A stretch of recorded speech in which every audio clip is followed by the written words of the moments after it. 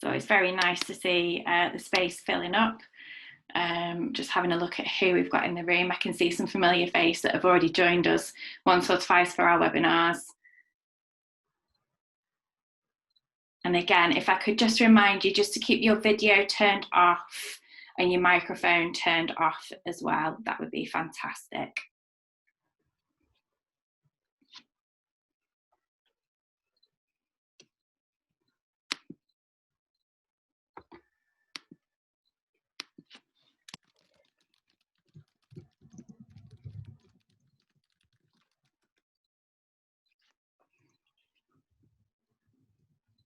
Fantastic. So I think we're nearly at the point where the majority of people should have joined us.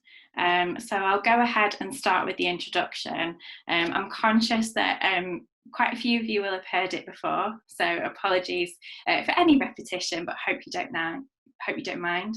My name's Holly. I'm Head of Careers and Employability at Curious Minds, and I have the pleasure of hosting today's session about online events.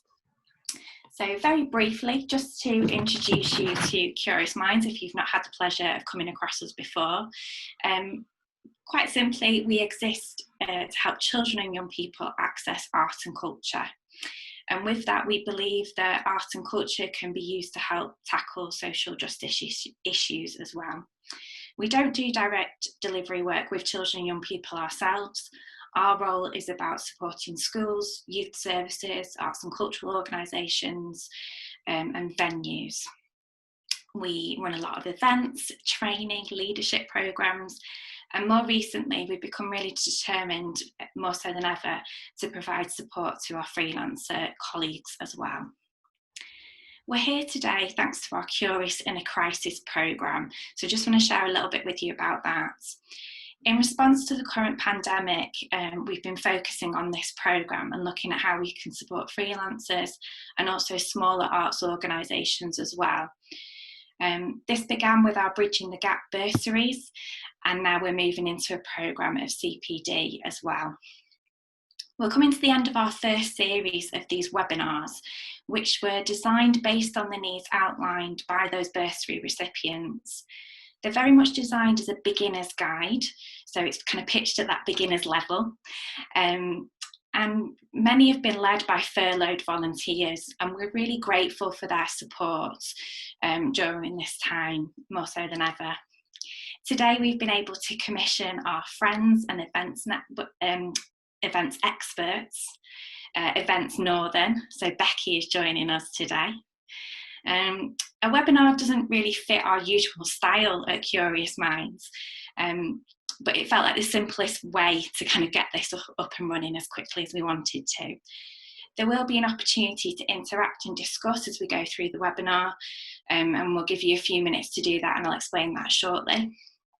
And we do plan to run more online events, so please do keep an eye out for those and join us if you can. So a little bit of housekeeping from me.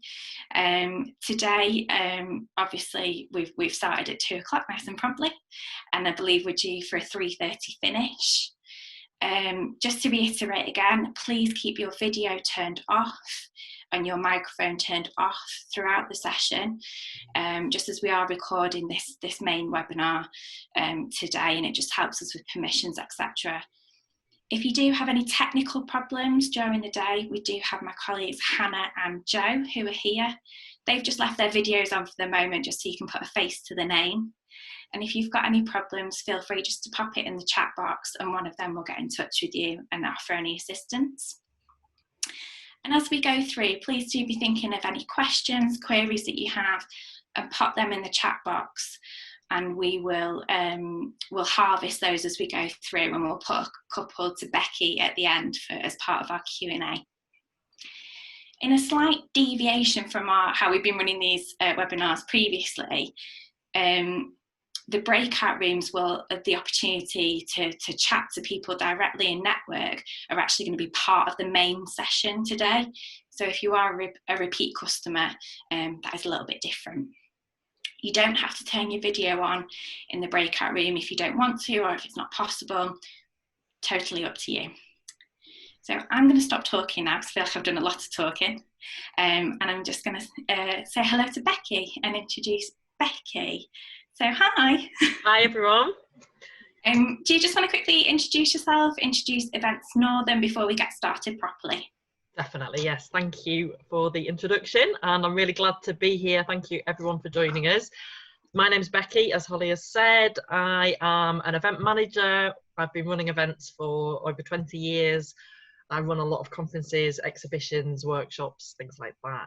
So over the years, I have obviously run some hybrid and live streamed events, but obviously now in the current situation, all of our events have moved, or virtually all of them have moved online. So obviously I was really excited when Holly said, can we perhaps run this session? So I hope that it's hopeful to everyone today.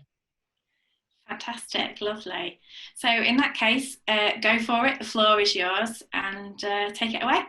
Thank you so much.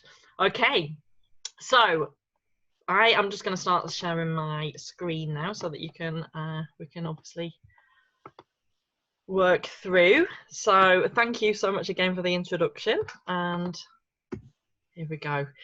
2020, what a year so far, everyone.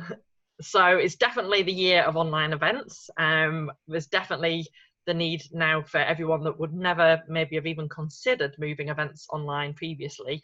Obviously everyone is looking to do that now. So obviously through this session, it's a basic introduction really. So we're going to run through lots of hints and tips. We're going to talk through some of the different platforms that you might want to consider. We are going to use some of the functionality on Zoom because this is obviously the platform that we're using today. And obviously at the end as well, I'm going to wrap up with some case studies and some things that have kind of caught my eye when it's, you know, come to kind of online events, and some ideas for what other people are doing. So this is me. I don't think we need to introduce me anymore. This was an interesting survey, if everyone can see the slides okay. Basically, this survey took place maybe probably nearly 6 weeks, 2 months ago now, and it was a big survey. 1,286 people responded of event planners worldwide, and it was kind of asking the question, when do you think live, as in face-to-face events, will be back? So obviously bearing in mind this was you know, maybe 2 months back, then I thought the results were quite interesting. About 14% were optimistic that it would be between June and September this year. 48%, nearly half, thought that it would be towards the end of this year, Q4, October to December, and 40% said that they think it will be next year. And obviously it's so hard to say. Obviously at the moment we're not allowed to have large gatherings in the UK. I know there's different rules around the world in different places, so everything is very much online. And I personally, if I had to give a prediction, would say it's probably going to be at least a year until at least the larger events will be back, and people have taken a bit of a confidence knock, I suppose. Obviously they want to keep safe, you know, they want to respect the guidance that's been given. So it will take a little bit of time for events to come back, but they will be back. But in the meantime, I think it's a really great opportunity to really move forward in terms of all the great things that can happen with online events as well. So these just made me giggle, so I thought this was a good kind of start to the presentation. It feels already that it's been such a long time since we ran a face-to-face event, so it just made me laugh. And obviously the key word of 2020 as well, or certainly for event professionals, is pivot. Well, everyone's talking about pivoting, aren't they, and changing the way that they work. So yeah, I just thought it was good to share that as well. So we'll start completely at the basics now. What actually is an online event? Obviously, as you know, you're all here, I'm sure you've participated in many before, but an online or virtual event, it basically happens over the internet or over Wi-Fi. People are connecting via computer, via a laptop, via a mobile device, a tablet, what have you. And obviously, as opposed to a face-to-face event that we all know and love. So there are lots of benefits of online events as well. I thought it might be a helpful introduction just to kind of summarize some of those benefits. Obviously a big plus is the kind of money element you know, the savings that you can make in terms of you don't have a really costly venue to pay for, you don't have all the catering and refreshments, the travel, the accommodation and so forth. So it can be very cost effective, which is great. Obviously it can save a lot of time. You don't have to again travel long distances, do site visits, meet on site, etc. So that's another plus. One big thing, the one reason why I think this is a really great opportunity for us at the moment is kind of developing your kind of relationships and your community, and, you know, reaching out to people that you might never have come in contact with otherwise. So this is a great time to kind of explore and expand your kind of network, and really reach out to new people. So I think this is a really massive benefit that people are finding with online events. And the same with speakers as well. You might have a wish list of speakers if you're organising an event that you would love to speak at your event, but they might be at the opposite side of the world. You might not be able to afford their speaker fee in person, but perhaps it's worth reaching out to them, you know, at this time and seeing if they could record a keynote from the other side of the world, and they'd be happy to maybe participate in that way or through a live kind of web link. So there's lots of opportunities there as well. So definitely the content that you can create as well from online events can be really valuable. You can kind of repurpose and use it in different ways, which can be really helpful. And I mean, obviously, top of everyone's mind is, you know, being sensible and, you know, obviously just reducing the risk. So in terms of, until people feel safe again to meet face to face, until obviously it's legal and safe to do so, then it's the way to do it. And at least you know that you are acting responsibly and you're you know, adapting to make sure that that happens. So the final and another really big plus point to online events is how it can be really great in terms of measurement as well and reporting. So sometimes at face-to-face events, although we know how powerful they can be, you have to think really carefully about how you prove and evaluate the kind of difference that it made and how valuable that event was in terms of the money that was spent on that event. Now, in some ways, going online actually makes it easier to measure certain things. You can measure clicks, you know, there's a lot of reporting and statistics that you can kind of get out from using like a virtual online event platform. So that's another big plus really to consider. Now, this isn't recent research, but even before 2020, there was a few different research studies that found that people that attend a virtual event, it actually does make people more likely to then attend an event in the future face to face.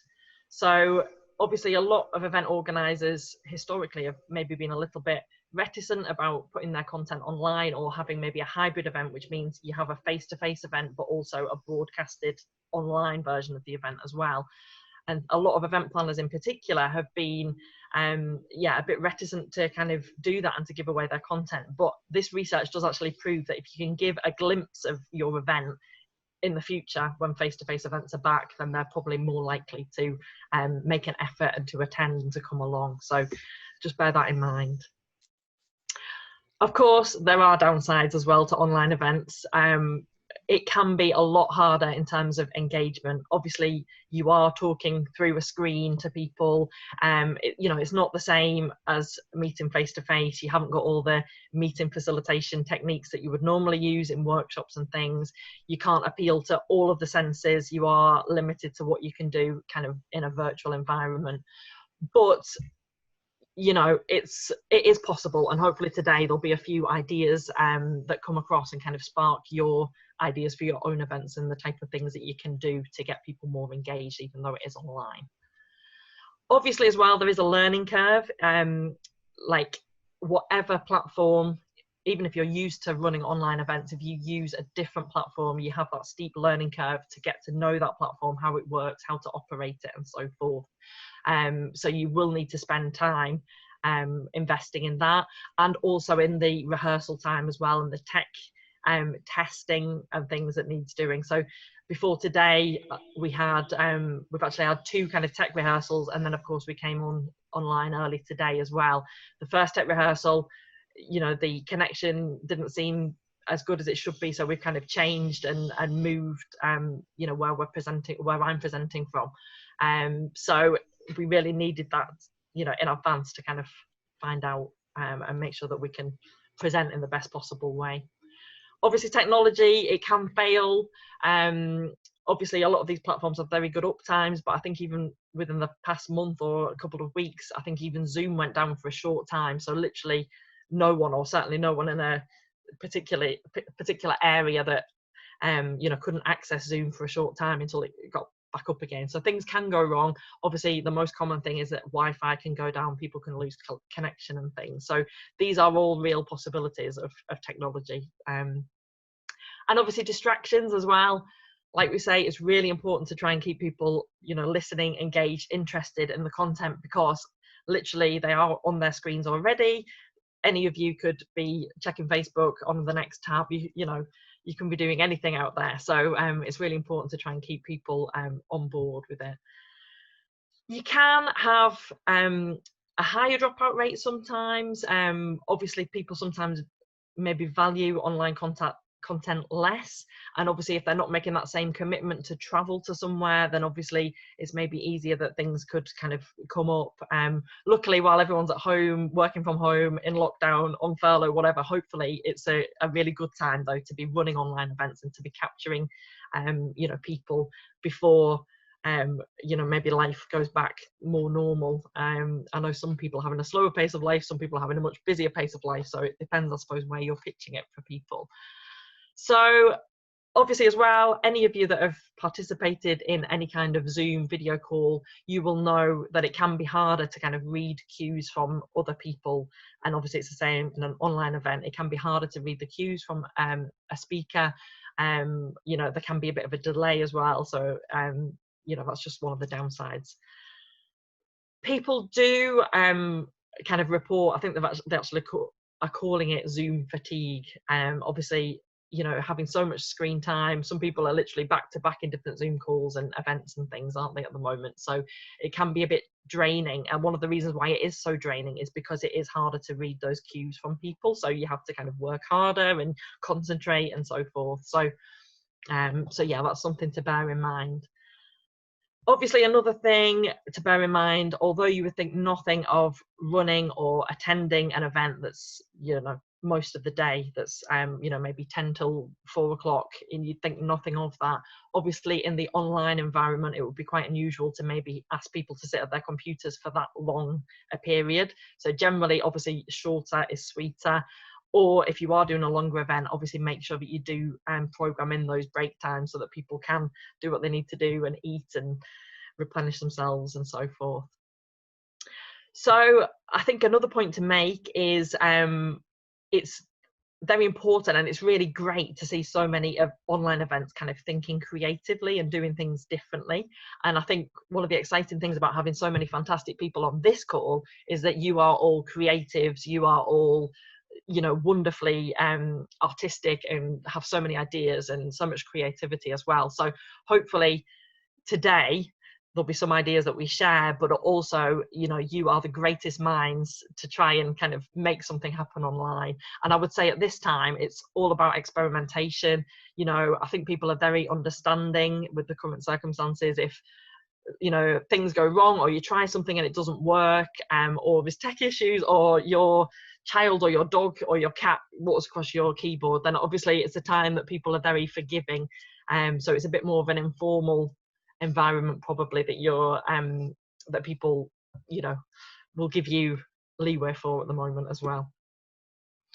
So I just kind of came up with a list. There's so many different types of online events as there are face-to-face events as well. So I just tried to kind of categorize and kind of differentiate really the different events that we might talk about during this this presentation.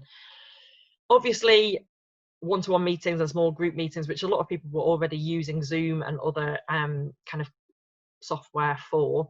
Live webinars. Now, generally, webinars are a bit more kind of videos off, microphones off, there's less engagement between the participants, but there can still be interaction in terms of particularly polls, particularly Q&A and so forth. But generally, a webinar, when people use the term webinar, I always think of it more as a more like a lecture hall type style presentation. Obviously, webinars on demand and webcasts, that maybe has even less interaction because that has probably been recorded previously and people are just watching it on demand. So you're not going to have any new interaction there. But then you can do online training sessions, you know, online workshops, online conferences, events, and online summits. And the difference that how I would describe the last two that I've mentioned there, an online conference or an event, if I was explaining that, I would expect that to be a bit more than a kind of presentation or an online workshop. I'd expect it to be different elements going on, you know, all the time that, you know, makes it a bit more of an occasion.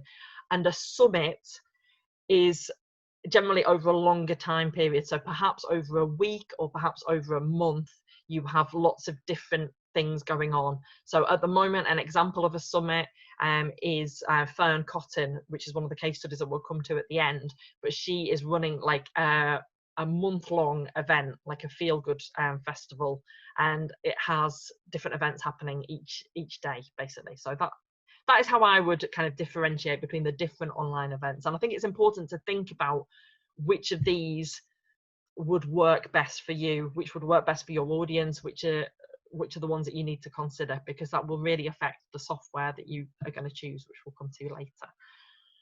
So I just thought it would be quite interesting actually to put a timeline of online events.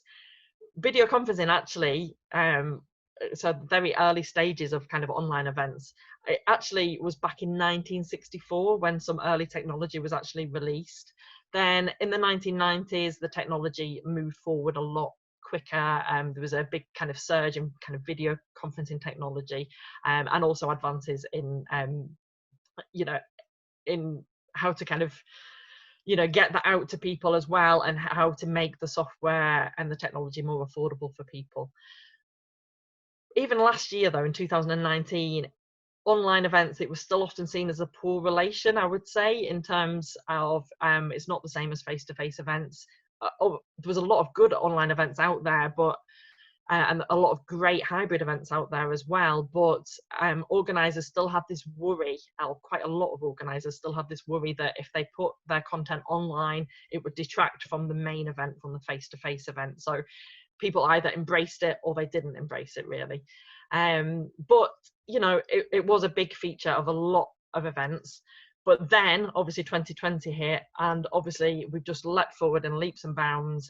It's absolutely a massive opportunity for all of the providers, and they have brought forward all of their releases and all of their great features, and obviously are doing a great job at kind of sharing with people, you know, what their platform can offer. So, and I think as well, it has kind of changed. It's taken this huge kind of event to kind of change people's perspective.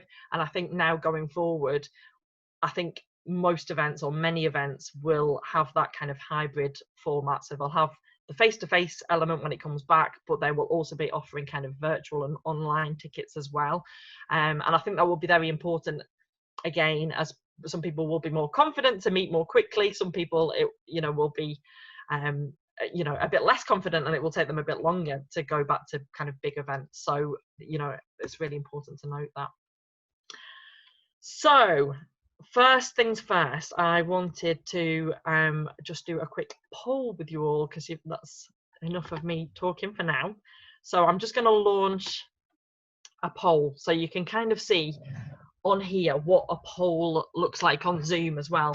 So when you're ready, if you want to just answer the poll questions, and I'll just give you a few minutes just to kind of get your answers in. So there's 3 questions. Obviously, you'll be able to click through. Have you ever attended an online event? Have you ever presented at an online event or online webinar? Have you ever organised an online event? And it's just, I just thought it'd be quite interesting to see, you know, what everyone thinks. So I can see that 76% of you have voted. So I'll just give you a kind of 20 more seconds to get through those and to vote. So on Zoom, on my screen as a presenter, just in case you're ever obviously running a poll on Zoom, I get like a timer at the top. I can see that the attendees are now viewing questions, it tells me, and it tells me that 50 out of 51, 98% have voted. So that's great, because that means that I know that I haven't voted. So I think I'm probably that one that hasn't voted. So I can now click to end the poll, and then I will be able to share the results with you all as well. So hopefully you can see that everyone, 92% said that they'd attended an online event. 26% have presented at an online webinar or event, and 30% have organised an online event. So that's great. That's really good to kind of to know. So I'm just going to stop sharing the results now and back to the slides. So on Zoom as well, you can actually relaunch that poll. So if, say, I was doing some training, maybe I'd use that poll to test your knowledge at the start of the session. Maybe I want to relaunch that poll at the end of the session to kind of see if you've taken in the learning. And then I can kind of compare the results. And I can actually do like an export of the results as well. So just to let you know, kind of, if you're using Zoom, then that's what you can expect in terms of polling. So first things first, if you're running an online event, let's start with the basics. And this is very similar to whether you're running a face-to-face event or an online event. That you need to think about these 4 key questions. Why do you actually want to host this online event? What do you want to achieve from this event? Who is your audience? And what will be the takeaways from the event? So if you can kind of ask and think about these 4 questions, it will really help you to get started. It will really help you to determine what kind of platform is going to be right for you. And obviously you need to keep this in mind when you're kind of planning the event, and always come back to these aims and objectives that you want to get out of the event. So in terms of online event software, we're going to talk through some of the options that are available in the next slide, I think. But in the meantime, these are some of the questions that you need to be asking yourself. What type of online event do you want to run? That will definitely affect the software that you choose. Another big thing is, how many people do you need to attend, or do you want to attend? Because a lot of the software are kind of limited in terms of the numbers. So if you need 10,000 people to be there, then obviously the software that you choose is kind of limited to a smaller number of softwares that you need to kind of pay for that number of seats, as they call them. How many sessions do you want to run? How long will the event last? Again, obviously different platforms have different functionality, but not only that, they have time limits as well to how long the events can the online events can last as well. So think about your mix of sessions. Is it all going to be live? Is there going to be some pre-recorded content, some on-demand content? How is it going to be set up? I'm seeing quite a lot of events where they almost have like a holding page, like a web page, and then people can just dip in and out of the content as they wish, and it's all kind of there and pre-recorded for them. So it's not actually much of it streamed live. It is kind of there for people to pick and choose, but they still have other features around it, like people can chat to each other and so forth. So what do you want to happen when the event is live? You know, is it important to have networking? Is it literally just someone presenting? Do you want to have a panel discussion, etc.? What do you want to happen? And also, kind of what type of experience, do you want to create for those attendees? Like, is it really important that you have virtual exhibitors on, that you showcase them? Like, what is it that's really important to you? Another thing is the level of branding that's needed. A lot of the kind of lower cost or free kind of software, as you would understand, will have their kind of branding all over it and make it very clear what platform is being used, because obviously they want other people to sign up and use that platform as well. But obviously, depending on your organization, that might not be appropriate. If it's an issue, then often you need to pay a little bit more to get a kind of white label product that can use your own vanity URL even, and not be so obvious which platform it's using. Another thing is the content highly confidential. Obviously, it's maybe not so relevant today, but if you worked in a highly kind of confidential, you know, kind of environment, then obviously you maybe need to consider which platform that you use. I know obviously the government came under fire because they used Zoom for a COBRA meeting, but not only that, they then shared kind of a live video and pictures of all the different ministers logged on with all their usernames and so forth, and they were using Zoom, and I think they got some wrapped knuckles because it's not government level security, and they are now not allowed to use Zoom, and they have gone back to their other robust, specially designed systems. So another thing is budget. I mean, I imagine that most of us here today are probably working on a shoestring budget or no budget. But obviously, if you do have budget to spend, then that is really important to be honest and kind of work that out, because even if you have a little bit of budget to spend, then it does kind of elevate the, you know, the software that you can use really. So, and then another thing is, what actual functionality do you need other than the actual online event technology? So do you need to have the registration through the same platform? Some of them offer it, not all of them offer it. Do you need to have kind of integrated marketing? Do you need to have a lot of storage in terms of the recording and the kind of elements that you're using? Or, you know, can you work with that through different platforms, or, you know, offline outside of the event tech? So as well, another big question, how much does the software cost? So there are a lot of free softwares or free versions out there. So obviously we're on Zoom now. So we will come in the next slide to kind of looking at the different package options and how much you'd expect to pay for something like Zoom. But there are other ones as well that are free of charge. There are also ones obviously where there is a small fee, but it might only be £25 or, you know, £50 kind of thing. So again, it's affordable if it has something like some functionality that you really want or need. It can obviously go up to kind of £500 for those lower and mid-range solutions. You can also employ actually a team of people to handle it for you. If it was a very complex event, you'd maybe pay £5,000, say, for upwards, I suppose, for a tech team to kind of run it for you, make it very smooth and very professional. Or you could use one of the kind of top end, really professional kind of you know, online event software solutions, which can cost maybe £10,000. I've not really focused on those today. I don't imagine that, you know, we need to kind of look at those. I'm focusing more on the free and lower cost kind of element of the scale. So these are some online event platforms, and this kind of shows how varied they are. Obviously, things like Facebook Live and Instagram Live are more limited. I would use those more as a kind of probably a behind the scenes or a quick kind of informal kind of, you know, broadcast rather than for an online event. However, I have seen certainly Facebook Live and Facebook groups being used for online events. And basically how they have done it is they've set up a Facebook group. They've had obviously, or it might be an existing Facebook group.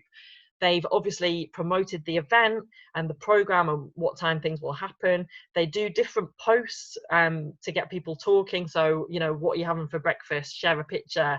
You know, what are you most looking forward to today? And, you know, they get speakers to introduce themselves and so forth. And then at certain times, at the scheduled times, then they will use Facebook Live to go live. People can all comment on the Facebook Live kind of platform directly. As it is live in real time, and the speaker can see that.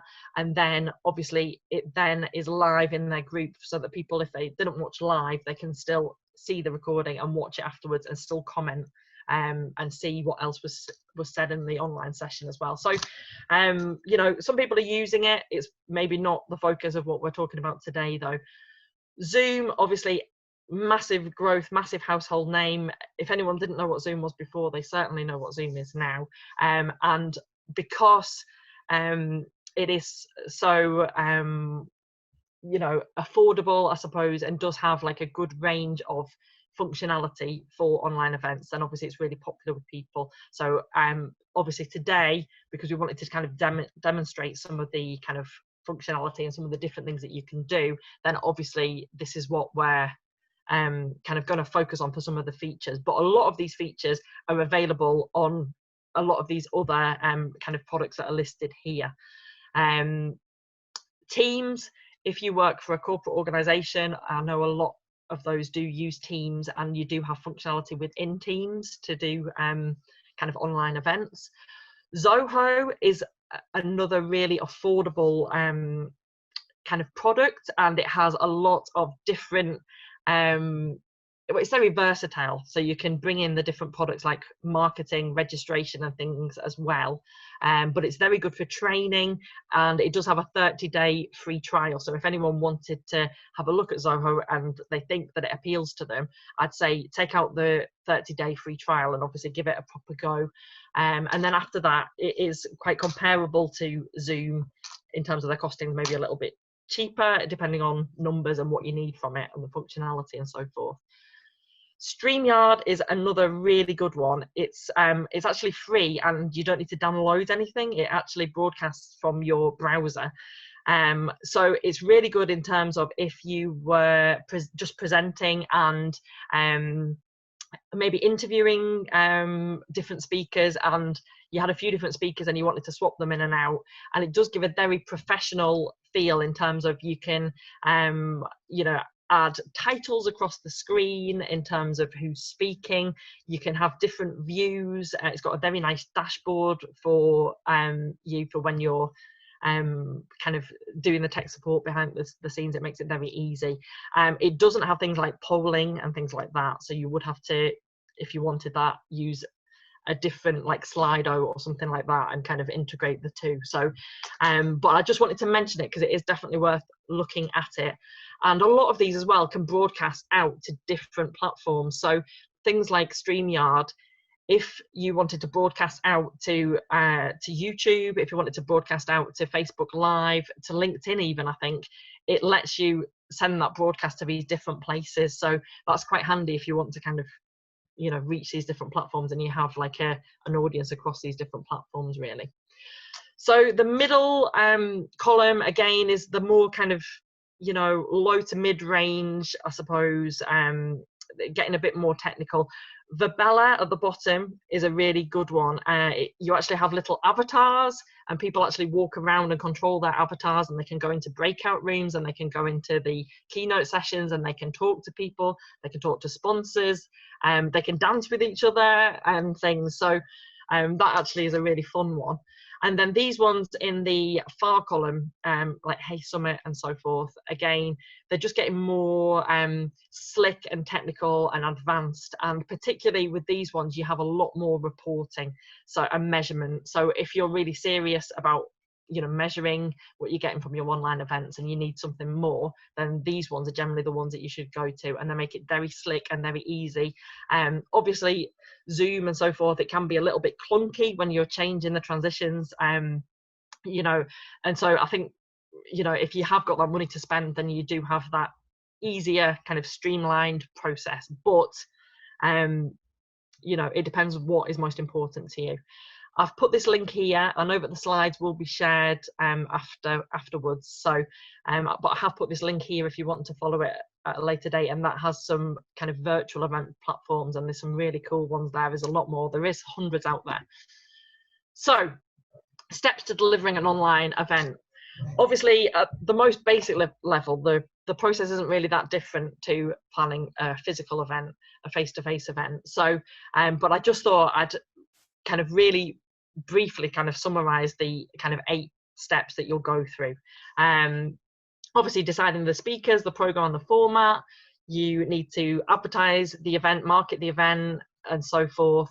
One key thing to be sure about is to make sure that you don't share the actual event link. If it's a closed you know, session and you don't just want anyone to join, you know, you want to keep it limited to those people that have registered, then obviously make sure that you don't publicize that event link until after the, you know, after they've registered or even closer to the event.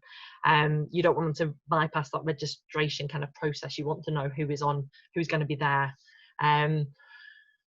So yeah, obviously enable registrations for the event, whether that's through the actual online software that you're using, or whether you, for whatever reason, or want to do that outside of the platform via something like Eventbrite and so forth. Obviously, keep everyone up to date, attendees, speakers, stakeholders, any sponsors. You need to keep them up to date in the lead up to the event, keep in contact with them. Make sure that, say, attendees know we've got you we have received your registration, you're all booked on. Make sure that you add this to your calendar, and we will send the link to you a day before or an hour before it starts. So let people know when they're going to receive that information, so they're not hunting and thinking, oh, how do I get onto that online event? I'm not sure how to join it and things. So try to preempt any kind of common questions that might pop up. Obviously, prepare speakers. Obviously, speakers, even if they're quite used to speaking in public, they might not be used to speaking to camera. So make sure that you kind of make them feel as comfortable about the process as possible, as supported as possible. Make sure that you do plenty of rehearsals, testing, maybe give them some pointers and some tips, which we'll come to on a later slide. And maybe even create pre-recorded content. Maybe not all of your content has to be live. Maybe some of it will take the pressure off if you actually pre-record it. So think about that. Obviously, prepare the event as you would with a normal event. Even though it's virtual, make sure that everything is set up. Make sure that the space, make sure that it's not noisy. Make sure that you've got a good internet connection and so forth. Make sure that everything's ready.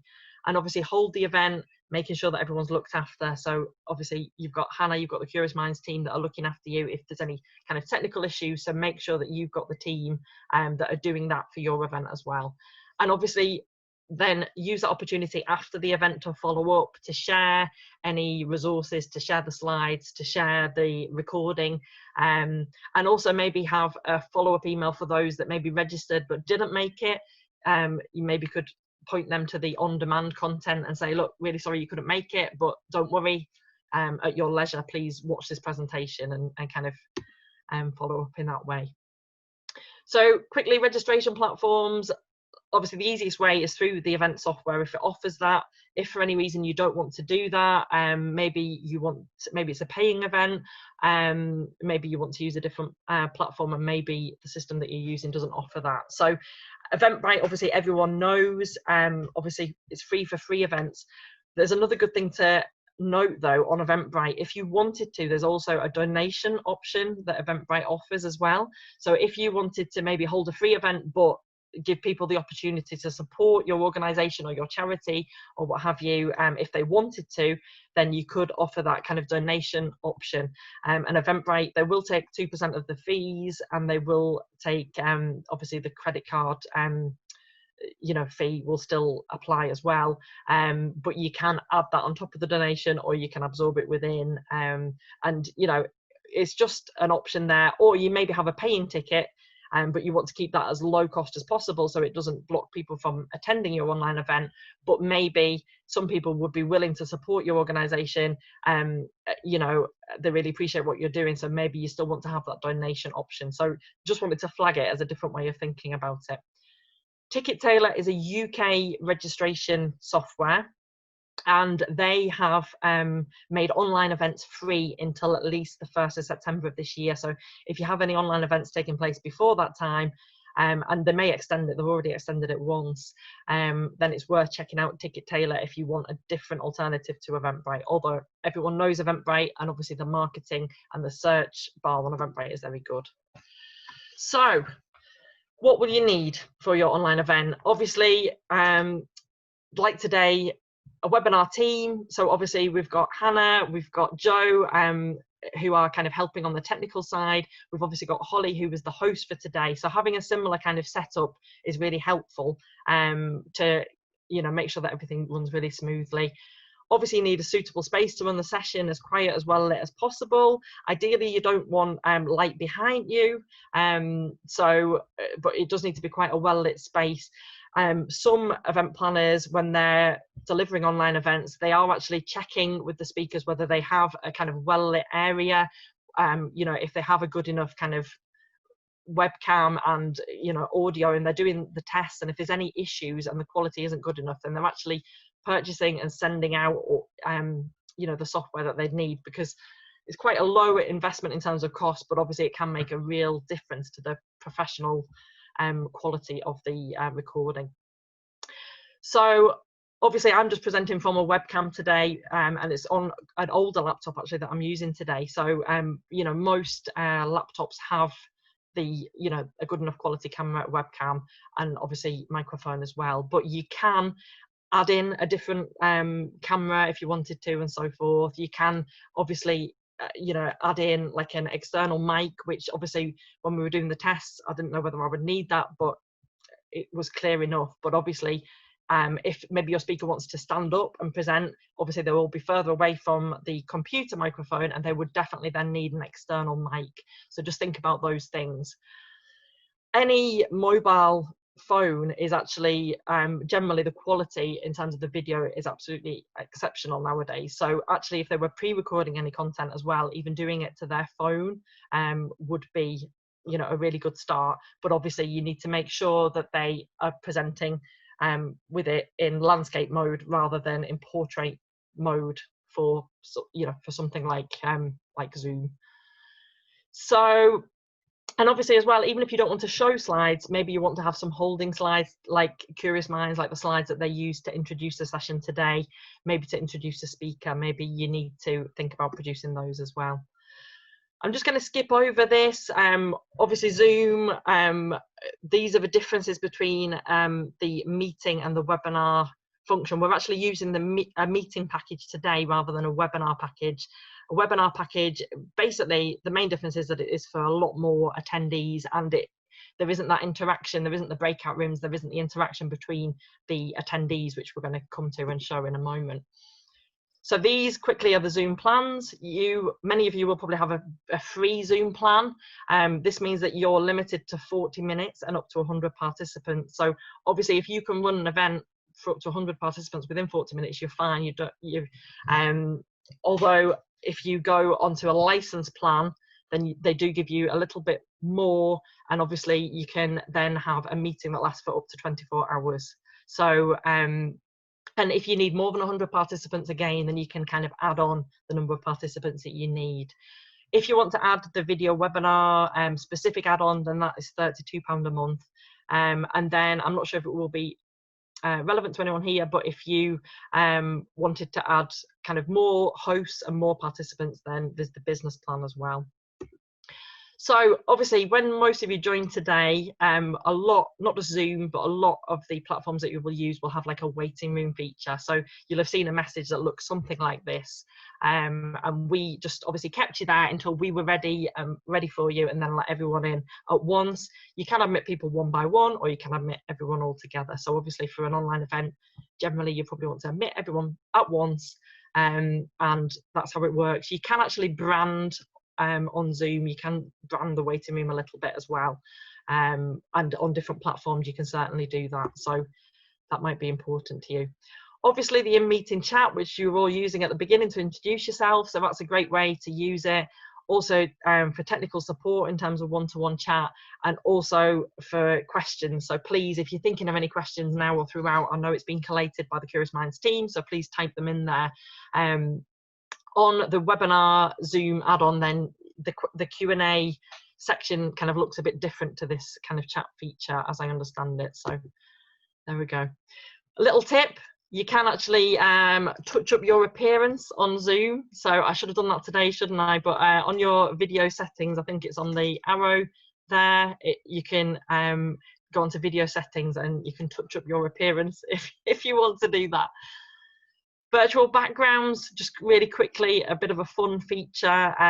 It can be a fun feature, or it can be a branding opportunity. So basically my son had a school quiz with his classmates the other day, and he loves this virtual background feature. So he chose the I think it was like a desert island or like a beach feature, and his classmates were all, "Oh wow, George, are you on holiday?" And they were really excited by it. And another one used like the space kind of background. But for us in a professional setting, maybe you might want to use it like Hannah has done. If you can see, I don't know if you can see Hannah's video at the moment, but she has got like a Curious Minds branded background, so it's really obvious, you know, that she's part of the team, which is really useful. So we are now, I've done enough talking, so sorry about that. But for now, what I want us to do is just break off into video breakout rooms. This is a really great feature of Zoom. I know if any of you have been on any of the other Curious Minds sessions, you will have used this before. But in a moment, what we're going to do is we're all going to break off into the sessions. If you could all have a bit of a chat for kind of 5 minutes, introduce yourself to each other. If you're happy to put your camera on, put your obviously unmute yourself so you can speak to each other. And also it would be really good not only to introduce yourself, but maybe to think about any questions that you want answering at the end as well. And then when you come back, you can obviously just share them with us so that we know what you'd like to see. So Hannah is going to magically make you disappear now into the breakout rooms, and we will give you a 1-minute warning when we need you to come back all together. So thank you. Lovely, thanks Becki. If it is your first time using the breakout rooms, you should have a little window that's appeared sending you off to a breakout room. So you just need to press the tab that says join so that you join that breakout session there. See you in a moment, everyone. Feature. So basically I could annotate any of my slides and I don't know if you can see, I've not got the best colour actually that I'm using there, but I could draw on anything on the screen. Can you see it moving? And that could be on any slide. So I could want to, you know, highlight something to you on any slide that I'm using. So I'll just clear that because I don't need it. But another exciting feature, much more exciting, is actually if we use the whiteboard feature. So if I just stop doing that now, and if I'm just changing over my screens. I don't know if you can see what I'm doing, but I'm basically on my toolbar at the bottom, I'm going onto the whiteboard feature and then resharing my screen. So hopefully in a moment, you will all see a whiteboard. So if you all want to, if you're happy to kind of draw, just play with the toolbar. Can you see the toolbar? Can you all? Yep, I can see some people drawing. That's great. And basically, this is quite a useful feature. People can add text, they can draw freehand and so forth. They can rub things out. I can see on my control panel that I can basically, I've got an option. If I bring up the more option on my control panel, that I can basically hide the names of the people that are writing, or I can show the names of the people that are writing, which could be quite a useful kind of tool. I love the hearts that are coming up. And obviously you can use this, you can save it, you can undo, you can read, you've got all the controls individually, but I can actually save it as a presenter and it just gets saved to my folder. So I could save it now, we could continue working on it, and I could save it again, and it's just quite a kind of useful feature. So I'm going to stop your lovely artwork now and go back to the slides again. So again, as you can see, I just came back to camera mode then. I'm now going back on to kind of showing my screen. And this is how, you know, Zoom can sometimes be a bit clunkier than other kind of options, but it's not a big issue. So I just wanted to kind of show you what it is like so you can decide whether that's appropriate for you. So there you go. I think you have all got those yeah, sorry, moving on, I'm back to my slides now. Here we go. Video, Zoom video webinar, I'm just going to skip over that one. It was just basically, we've already touched on the differences between the webinar package and the meeting package, but I think for most of you the meeting package would be better. So we're still seeing some annotation there we go. So the polls and the quizzes that we used earlier, as you can see, there's some annotation. So now, if you want to, you can kind of draw on my slides. You could highlight things to me. You could say, which might be useful for you if you're doing some training. You could highlight something and write a question and say, what does this mean? Or what plant is this in the background, or what have you. So, you know, that's one of the good features to use. The polling questions that we used early in the webinar, like I say, we could rerun that same polling question. We could have a different set of polling questions that we might want to use. We might also want to use it to kind of vote on something. Maybe I would use it to say, right, what should we discuss next? Do you want to know more about Zoom? Do you want to know more about StreamYard? Do you want to, you know, and we could kind of vote on the content going forward. You know, it doesn't just have to be about polling. You could use it as a quiz. You could use it for feedback at the end of the session as well. Closed captioning, I think Hannah is doing a fantastic, sterling job. She's kind of, you know, sharing notes to help, you know, people if they maybe don't want the audio on, or they have accessibility issues and need to see something kind of written down rather than not. So basically, yeah, you can do this in a few different ways. I could either type and add the captions myself. Hannah obviously could type like she is doing, or what you could actually do is use an automatic kind of captioning service. So there's one that's really good that I've come across called Streamer, which costs $97 or $99, sorry, a year, or $9.97 per month, and it works really well with Zoom, but it works with other programs as well. It can even translate into different languages. So if you need that captioning and are really serious about doing online events, then you should definitely consider having that. So practical advice, some of these we've already covered. Obviously, good internet is the key to running a good online event. Otherwise, you know, your speaker's going to be freezing and the sound's going to be coming in and out, and it's going to get really frustrating, and people are soon going to drop off.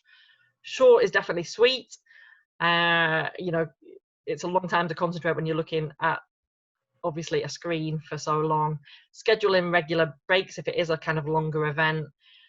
Think about using different cameras. So obviously when you're using your webcam, you're generally very kind of limited in terms of the angle that you can see, but perhaps you might want to well, as an example, at an event we've done like a brush calligraphy workshop, so we needed to have a camera obviously that kind of looks over the shoulder of the person doing the work and doing the writing to kind of show it in real time. And I actually saw something pop up this week where someone had basically they were doing a brush lettering workshop online. I think it was £20. Basically, you paid the money. They sent out the workbook and the pen that you would need, and then you logged in on Tuesday at 6 p.m. and you could do the online tutorial with them using the workbook and using the pen. And I thought that was great. So they would have a secondary camera, which they will kind of override the webcam and kind of use this secondary camera, which might just be their camera phone, or it could be a GoPro, or, you know, it's not necessarily. It doesn't necessarily have to be like top professional, really expensive kind of cameras that you use. Pre-recording is another good tip. Sometimes speakers, especially if they're not used to presenting live to camera, they may prefer to pre-record and be able to kind of, you know, go over it a few times until they get it right and they're happy with it. So consider pre-recording content. Obviously make sure that you support your speakers, you know, give them as much information up front before they start planning their session, so that they feel assured that they're going to be well looked after, and it doesn't, you know, it's not as alien to them if they've never done it before. Definitely experiment. I think the most brilliant kind of case studies that we're going to come to and ideas, then they're people that are kind of experimenting and doing things differently. And like I said, you're all creatives, you're going to have so many ideas, so please do experiment and kind of push those boundaries. Testing is key, rehearsals, and definitely having a support team and making them identifiable as well. So I don't know if you, did I mention this earlier, that Hannah, not only has she got the branding behind her, but she's also actually renamed it, so it says Curious Mind, so she's easy to find. So back to this same survey that we touched on at the beginning, event professionals were asked, they were actually watching like an online event, and some of the sessions were pre-recorded, some of them were live, and so they were asked, what's your preference, what do you think about them?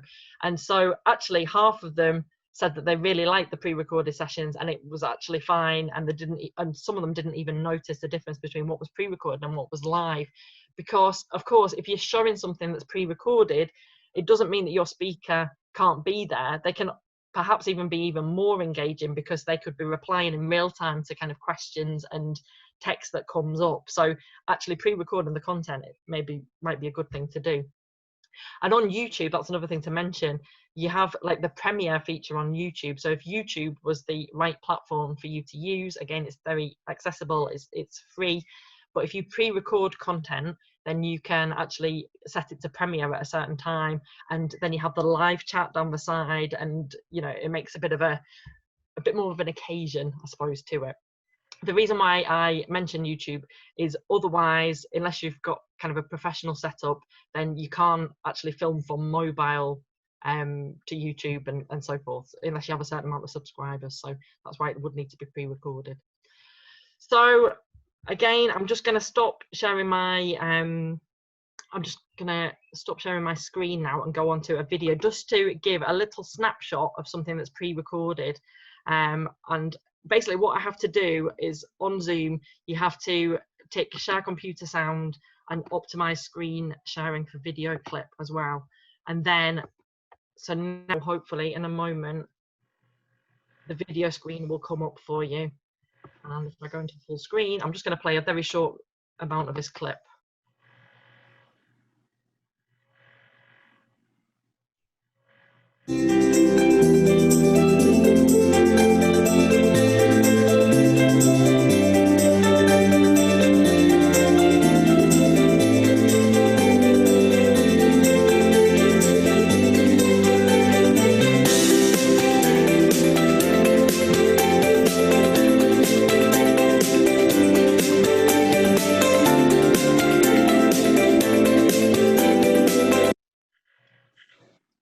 So, sorry, I'm just cutting that short, just so we can move on to other content. But yeah, just to give you an idea then that you can, it doesn't all have to be live. It does sometimes take the pressure off you or off speakers if you want to kind of pre-record content. And obviously that could have been a speaker. It was just happened that was just a kind of short video clip that was easy to share. So, best practice tips for online events. Definitely make sure that you choose your speakers well and support them. Focus on the content. Obviously content is always king anyway, but obviously encourage things like storytelling from your speakers so that it really kind of resonates with people.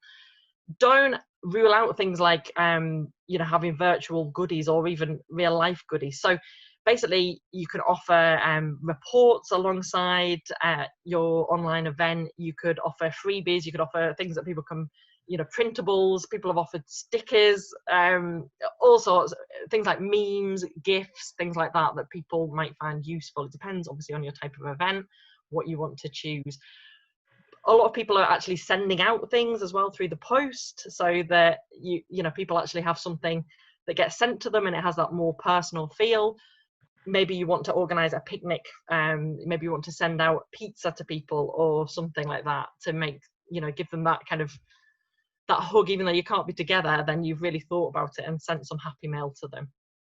Make the most of measurement and probably be less formal than you would be on an online event.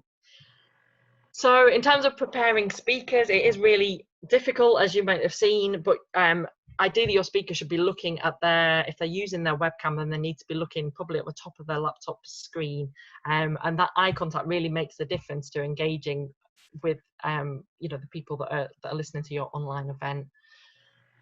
We've already mentioned kind of if you need different external microphone and so forth, it's best to have like a plain light coloured background, and it's best as well if your speaker doesn't wear stripes as well. That's a big no-no when it comes to being on camera.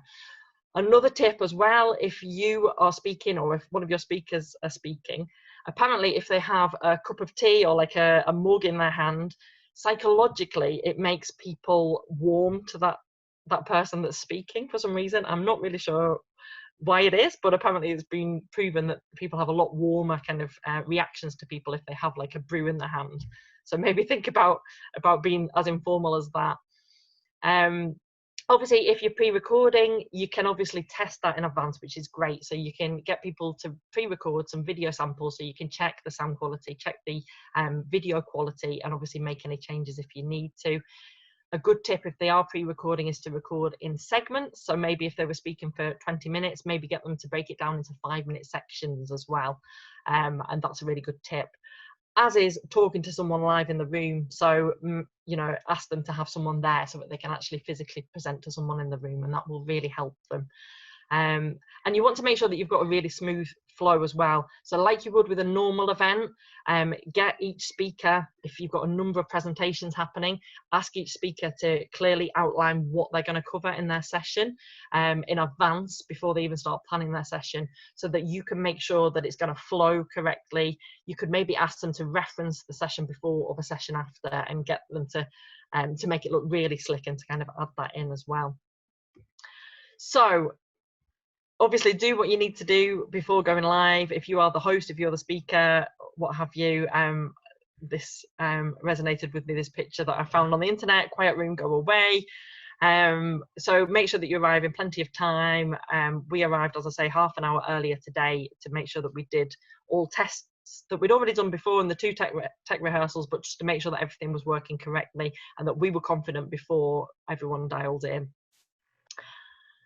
The other thing is your pre-event attendee information. Again, make sure that everyone has everything that they need and that they have it in a timely manner and that they know when to expect it as well.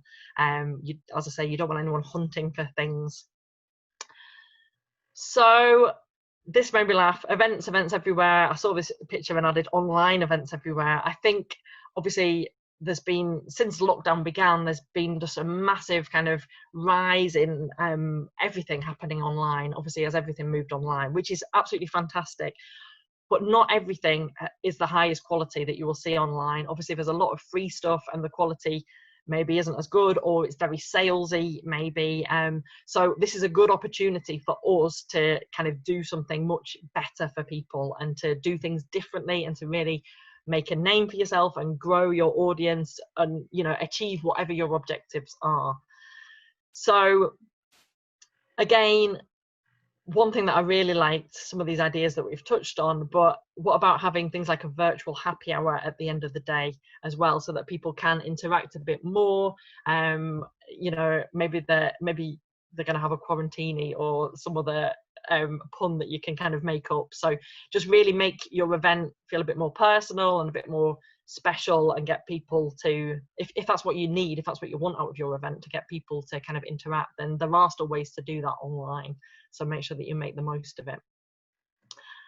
Obviously, after the event as well, make sure that you're very clear and you're following up where people can go for the resources that you've kind of referenced or how they can access different things, but also make the most of this content as well. So obviously today it's been recorded, so curious minds obviously can share it with those that they want to, but they might want to make a blog post from it, they might want to make a podcast out of it, maybe a highlights video, add it to their YouTube channel. So there's all sorts of kind of different uses that they can kind of get out of this online event. So I thought it would be good just to wrap up with some kind of things that have stood out for me really in the online events that I've kind of heard of or attended kind of recently. This first one, obviously a lot of people, particularly in the art sector, will you know, have gone to events where people are taking kind of visual minutes, and it's fantastic. There's someone like there live drawing and illustrating and kind of bringing out the key points from the day, and everyone loves it, and you know, it's always really visual, and people use it on reports maybe that come out after the event and so forth. And there's no reason obviously that you can't do things like that if you're running an online event as well. So this is an online event that had, I think, 10,000 people on this online event, and obviously they had these visual minutes that were created. So this is another case study if there's any whiskey lovers listening as well.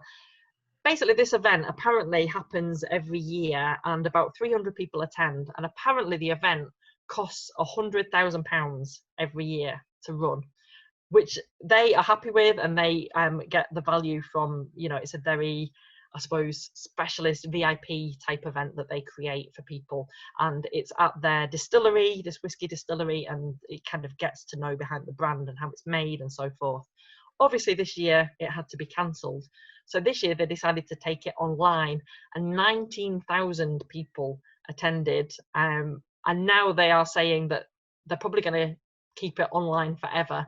They will of course go back to doing, you know, in-person events when they can do, but they're definitely going to keep this online element. And they did post out some whiskey samples to, I don't think they posted out to all 19,000, but to certainly some of their kind of VIPs that were attending, they kind of sent this package. So I just thought that was a lovely case study. And if you go to their Facebook page and website or type this in, then there's some videos and some more information about that if you're interested. This one, the Blogosphere Virtual Festival, used Verbella, which I mentioned. It was one of the platforms that I mentioned earlier, and Verbella looks a little bit like this. Everyone creates their own avatar, and basically they can get lots of interaction from it. They can explore the venue. You can even make a bespoke conference venue that matches the venue that you would have used if the event had gone ahead, or it could be match your office space and so forth. So these two videos, I'm not going to show you them now, but if you want to watch them after the presentation is finished, basically the top one kind of explains a bit more about the Virbela platform and how it works, and then the bottom one kind of shows some highlights from their actual event, which has now taken place. So this was a paying event. People did pay to come to this. I think it was maybe about £50 per ticket, and they're already doing a lot more online stuff. They just sent me an email yesterday advertising another event, which is £25, and it's on a specific topic which is happening. This one is, I mentioned it briefly earlier, this is Fern Cotton's Festival, and basically it's a month-long summit. So lots of events happening, at least one event I think happening every day. The actual website is beautiful. You can see this artwork here. You can actually kind of click and drag the map, as it says there, to kind of explore this virtual event space. And yeah, I just thought it's really well done. And obviously they've kind of taken the pressure off themselves in a way, because they've spread it out over a month. So in some ways, obviously there's downsides to that they haven't got, like, you know, a couple of hours or 4 hours maybe where everyone comes together, and it's a lot of excitement and buzz around that very time limited event happening. But at the same time, it then means that obviously more people can probably join in over the month, and more people can sign up for it. So I just picked some random ones that I thought might appeal to you. This pen shows, fountain pens. I love fountain pens. And pen shows, I've never been to one, but they happen all over the world. And obviously they're all cancelled at the moment.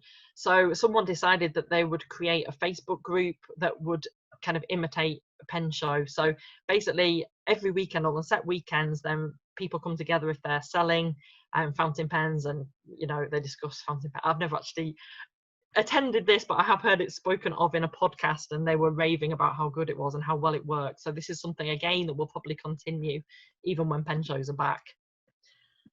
Plannerfest is a passion project of mine, which is aimed at people that like journaling, bullet journaling, planners, stationery, and so forth. And our event on the 22nd of August, we are having to postpone until next year for obvious reasons. So we are looking at doing some kind of virtual event. And for me, this has been really exciting. We've done a survey, and I've put some of the results here because I thought it might be quite interesting for you to see some of the things that people were most interested in. So workshops that people can join in from home has come out top. But obviously some of these other things, you know, tutorials, virtual networking and drinks party, journal with me, plan with me, these things are quite popular. So this has been really valuable for me to kind of help me decide what type of virtual event I need to create for people. And I also did a survey and asked in the survey whether it should be free or paying. I think we've decided, although it was quite a mixed reaction, it was good to see that people would pay for it. But I think for me, I've decided that we will grow the community, and hopefully if we can, we'll make it free first of all, so that we can get more people to join and to find out about Plannerfest. So if you're interested in any of those things, I'll give a little plug. Please go to the plannerfest.co.uk website and sign up.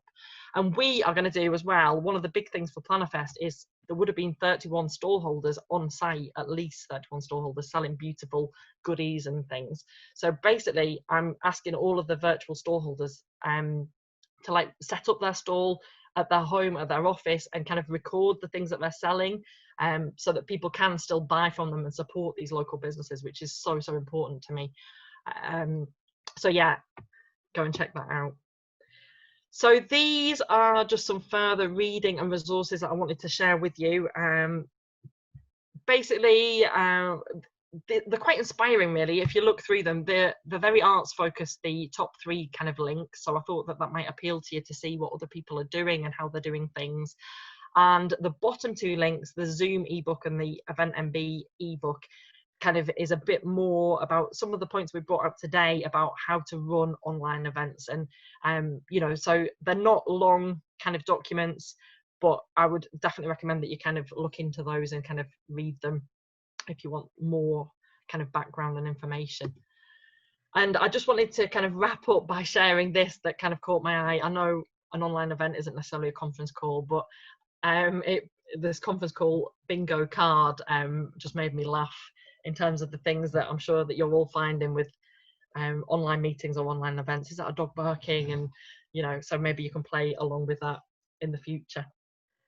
So one final point. I know that I'm up to time just about, and I'm going to pass back over to Holly.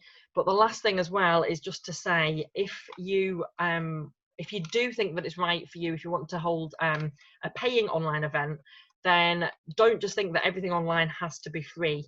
William from Gallus Events, back in 2011, he was the first kind of event planner to actually set the ticket price for his online version of his event, the online ticket, as the same as the actual in-person event that was happening. So he ran a hybrid event, and the cost to attend the in-person event was exactly the same as the online price. And he put a very good argument forward. So if you want to go on his website and read more about that, but don't also think that you have to obviously invest in this technology and you can't recoup any of the costs, even if it is a low cost, from doing it as well. So if it's right for you, then, you know, I just wanted to make that point as well, that this doesn't just have to be free content as well. So I'll pass back over to Holly, if that's okay, Holly. And I think we might have some questions. We do indeed. Thank you so much for that, Becki. That was absolutely full of useful information, and I can see really positive comments starting to come through on the chat, which is really great. A lot of people asking for a copy of the slides, which I'm sure we can do, not a problem. And we've only got a few minutes really to answer questions, but I thought I'm just going to pick out one or two that came through that I hope will be useful to everybody. Somebody was asking, how can we ensure that young people get input into interviewing speakers, whether that's pre-recorded or live, just because some can be a bit uncomfortable with this format, a bit hesitant to put their hand up. Yeah, definitely. I think that's a really good question. And I would say, I mean, I think people often feel a lot more comfortable using the kind of chat feature to ask questions, and you could obviously make it clear to people that they don't have to be identified, or, you know, reassure them how you're going to run, I suppose, the Q&A session. So if you know, you could just say, you know, we're collating Q&As, we're not going to say who's asked what question, and we just want to gather them all together and then we'll ask them at the end, so you won't be identified. And again, that might make people more comfortable to ask questions, or maybe you could ask them to share it one-on-one to one of the conference team, the support team. So again, it could be anonymous.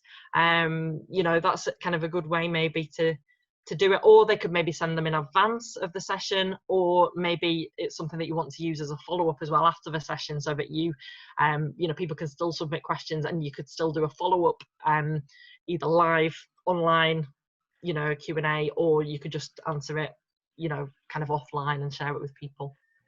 Lovely, thank you.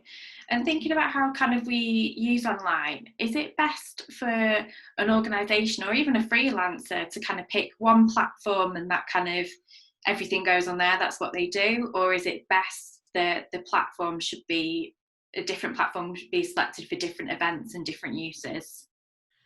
That's a great question as well. I would say, if you, at this stage, if you kind of know what you're going to need from your forthcoming events, it would be best to choose a platform now that kind of covers everything that you need, so that you don't have that massive learning curve each time, because there is a lot of time and research that goes into kind of playing with a platform, learning, watching tutorials and videos and things. So if you could do that and kind of look more longer term, I'd definitely recommend that if you can, rather than swapping and changing. But it might be that you might have one specific event, larger event that happens once a year, that needs something very specific, and maybe it's too expensive to pay for that software the whole year. So it might be that you have to use something different to that, and then the rest of the year maybe something like Zoom or one of the other platforms, StreamYard or whatever, might be absolutely fine for you. And I suppose then if you're saving the money for the rest of the year, then you maybe, you know, if you only have to, a lot of these platforms let you do it for like a month, but just check the terms and conditions. But if you only then have to pay for a month, you know, for the more all singing all dancing platform, then that might work for you. Yeah, Yeah, absolutely. Fantastic. We did have quite a few technical questions that came through around kind of the different, how you create the branded backgrounds, kind of which features were available on kind of free Zoom or paid Zoom. I don't think we've quite got time to answer them today, but if I can, I don't know if you'll agree with me on this. I find the Zoom tutorials absolutely brilliant. They've got a lot of ex-teachers on their team and people who are just so slick with it. So if I can be cheeky and recommend that people do take advantage of those, Definitely. just because I'm very sorry that we've run out of time to answer those questions. Definitely, yeah. But it is very easy. I mean, quickly, one of those questions, the virtual background that I showed briefly, that is accessed by the arrow next to your video sign. If you go on choose virtual backgrounds, then that's where you can, if your computer supports it, because actually if it's an older computer, it doesn't always support it. And it says that you need a green screen for older ones, but more modern, like my Mac is fine, you can add a background. Obviously Hannah's added a background on her laptop that she's using. So and in my slides, if you download the slides, then there is actually the notes for the ideal size for what to kind of create the background and upload it. So it's very easy to do, honestly. It's not an issue at all. Or you can have like a banner behind you as well, if you've got something. If you don't want to put it physically behind you on the, on a virtual sense, maybe you just want to change your backdrop behind you and have some branding behind you maybe as well. That's another option. Brilliant, thank you so much. Good mixture of tech and physical options there, which I quite like. It's good to have a mixture of these things. Always. All that is really left for me to do then is to say thank you once again. The feedback has just been so positive in the chat box. So thank you so much, Becki, for joining us this afternoon, and thank you to everyone who's joined as a participant. I can see a lot of people asking about recordings and the slides, and that will all be sent out to you. It will all be made available over the coming weeks. So if you missed anything through technical issues, then you are welcome to catch up. We're not going to go back into breakout rooms as we have done for previous webinars. We'll just draw it to a close there, because hopefully most of you got the opportunity to chat earlier. So yeah, thank you so much. I hope you found it useful. Who knows, we might see some of you again for some of our other webinars as well. We hope you can join us, and do keep an eye on what's available. But other than that, you're welcome to leave the session, go and enjoy the rest of your day. If you haven't used Zoom before and you're not sure quite how to leave, feel free just to use the button. It's a red button in the right hand corner of your screen at the bottom, and just click that as and when you're ready.